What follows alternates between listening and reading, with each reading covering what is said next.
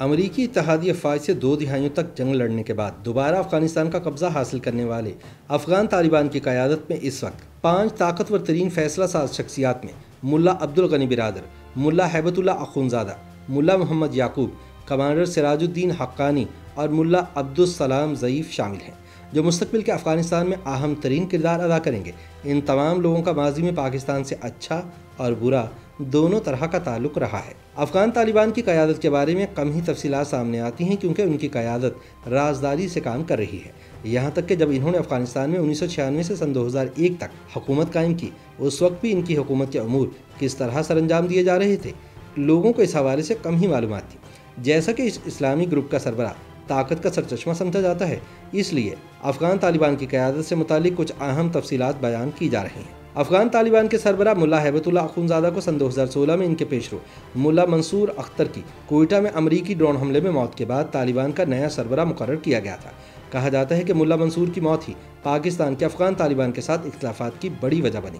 اس عہدے پر فائز کیے جانے سے قبل ہیبت اللہ ایک مذہبی شخصیت کے طور پر جانے جاتے تھے، انہیں عسکری کمانڈر سے زیادہ روحانی شخصیت کے طور پر جانا جاتا ہے۔ افغان طالبان کی قیادت سنبھالنے کے بعد القاعدہ کے سربراہ ایمن الظواہری نے ہیبت اللہ اخونزادہ کی بیعت کی تھی، جس پر انہوں نے ہیبت اللہ کو وفاداروں کے امیر قرار دیا تھا۔ واضح رہے کہ طالبان اور القاعدہ کے درمیان کئی دہائیوں سے بہترین تعلقات قائم ہیں۔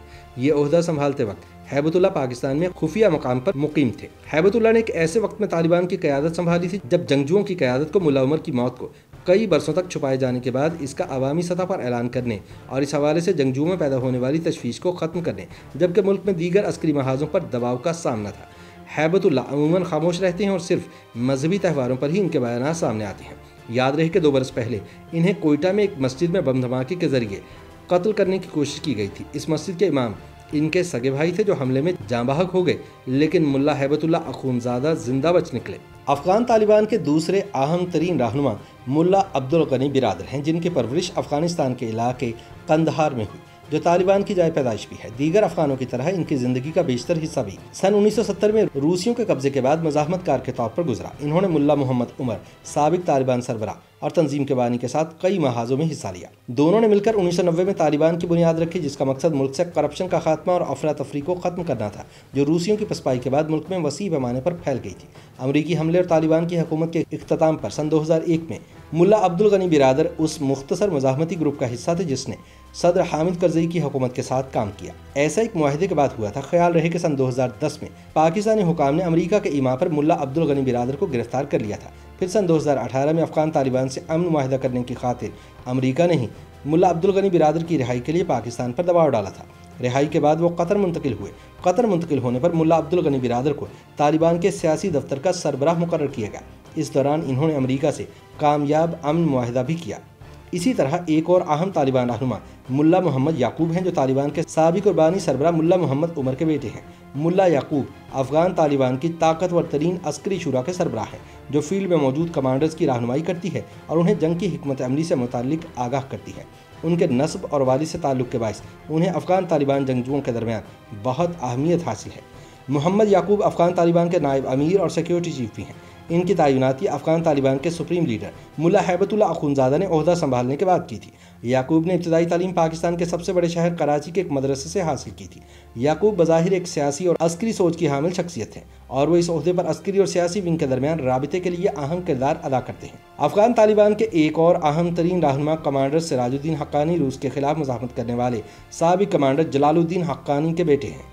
یاد رہے کہ سراج الدین حقانی نہ صرف طالبان کے اہم لیڈر ہیں بلکہ وہ حقانی نیٹ ورک کے بھی انتہائی طاقتور ترین سربراہ تصور کیے جاتے ہیں۔ حقانی نیٹ ورک کو امریکہ نے عالمی دہشت گرد تنظیموں کے فہرست میں شامل کر رکھا ہے اور بہت طویل عرصے سے انہیں انتہائی خطرناک افغان جنگجو تنظیم کے طور پر جانا جاتا ہے، جبکہ انہوں نے 2 دہائیوں تک امریکہ اور نیٹو افواج کے خلاف حملے جاری رکھے۔ سراج کے بارے میں کہا جاتا ہے کہ انہوں نے سن 2001 کے بعد سے زیادہ تر وقت پاکستان کے سرحدی علاقوں میں گزارا ہے۔ ان کا باقی خاندان بھی پاکستان میں مقیم ہے اور چند برس پہلے ان کے ایک بھائی کا قتل بھی اسلام آباد کے قریب ہی ہوا تھا۔ حقانی نیٹ ورک خودکش حملوں کے لیے جانا جاتا ہے اور دعویٰ کیا جاتا ہے کہ یہ گروپ کئی برسوں تک کابل میں ہونے والے انتہائی خطرناک حملوں میں ملوث رہا ہے۔ اس گروپ پر افغان حکومت کے اہم عہدیداروں کے قتل اور اغوا کا الزام بھی لگایا جاتا ہے، جبکہ ان پر مغربی شہریوں کو تاوان کے لیے اغوا کرنے کا بھی الزام ہے، جن میں سے ایک امریکی سپاہی کو سن 2014 میں رہا کیا گیا تھا۔ افغان طالبان کے ایک اور اہم ترین لیڈر پاکستان میں سابق افغان سفیر رہنے والے ملا عبدالسلام ضعیف ہیں، جنہیں پاکستانی حکام نے سن 2001 میں تمام سفارتی قواعد کی خلاف ورزی کرتے ہوئے گرفتار کر کے امریکہ کے حوالے کر دیا تھا۔ چنانچہ ضعیف کے پاکستان کے بارے میں جذبات اچھے نہیں۔ وہ اس حوالے سے اپنی کتاب میں لکھتے ہیں کہ امریکیوں نے مجھے مارا پیٹا اور بے لباس کر دیا، مگر اسلام آباد میں حکومت کرنے والے اسلام کے محافظ میرے پاکستانی حکام تماشا دیکھتے رہے۔ ان کی زبان پر لگے تالے میرے لیے ناقابل فراموش ہیں۔ یہ وہ لمحات تھے جن کو میں قبر میں بھی نہیں بھول سکوں گا۔ ملا عبدالسلام ضعیف کہتے ہیں کہ وہ اتنا تو کہہ سکتے تھے کہ یہ ہمارے مہمان ہیں، ہماری موجودگی میں ان کے ساتھ ایسا سلوک نہ کیا جائے۔ ضعیف نے یہ سب گوانتانامو بے جیل کی یادداشتوں پر مشتمل اپنی کتاب میں لکھا ہے۔ YouTube پر گوگلی نیوز دیکھنے کے لیے youtube.com کی سرچ بار میں googly news T V type کریں۔ گوگلی نیوز کے پیج پر سرخ رنگ کے سبسکرپشن والے بٹن پر کلک کرنا نہ بھولیے۔ YouTube پیج پر اپلوڈ ہونے والی ویڈیوز سے باخبر رہنے کے لیے بیل آئیکن پر کلک کیجیے۔ آپ کو ہر نئی ویڈیو کے بارے میں نوٹیفیکیشن موصول ہو جائے گا۔